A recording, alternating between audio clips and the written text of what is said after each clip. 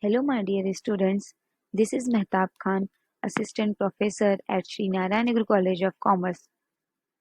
In this video, we are going to learn a new chapter from Financial Accounting, that is Underwriting of Shares and Debentures. If you see, this chapter is very scoring from exam point of view. This particular content is developed for TYBAF Semester 5 students. This is also useful for TYBCOM students.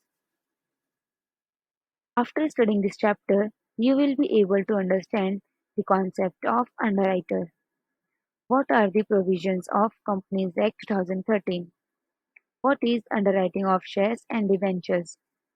What is different types of applications, calculation or statement of underwriter's liability, and what are the journal entries? Let's begin with this chapter with one small example to understand the concept of underwriting.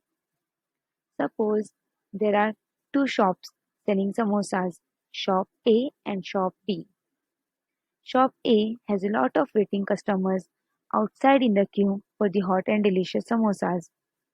On the other hand, shop B is not able to attract many customers as such because the samosas are not good or not fresh. Now, if you are a random person and if I ask you a question, which shop would you prefer to eat samosas? You would most probably say shop A.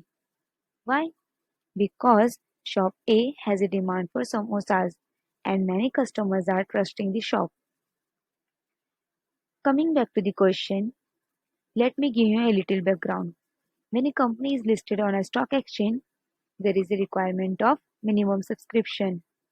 What is minimum subscription? It is a minimum amount which must be subscribed by public for completion of allotment. As per SEBI guidelines, minimum subscription must be 90%.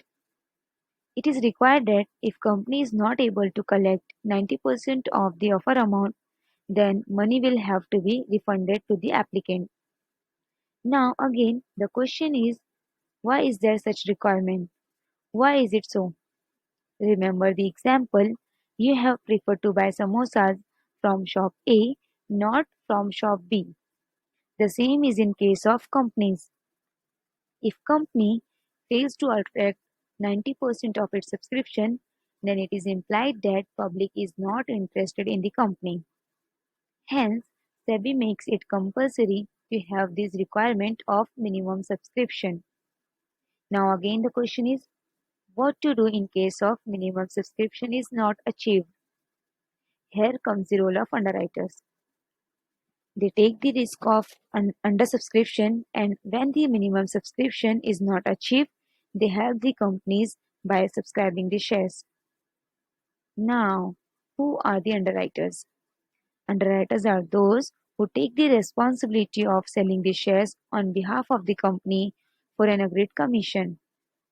Those shares which are not purchased by public is to be purchased by underwriters.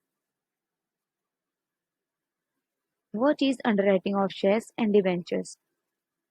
Underwriting of shares and debentures is a contract between company and a second party. The second party is called underwriters. They promise to sell all the shares of the company to public. If any shares or debentures will be unsold, they will buy all those shares and debentures. What is underwriting commission? Underwriting commission is a payment which is given by a company to underwriters for their service of underwriting. The commission may be paid in cash or fully paid up shares or debentures or combination of all these. As per Companies Act 2013, provide that payment of commission should be authorized by Article of Association, and the maximum commission payable will be as under. In case of shares, 5% of the issue price of the shares. In case of debentures, 2.5% of the issue price of the debentures. Underwriting commission is not payable on the amount taken up by the promoters, employees, directors, and their friends.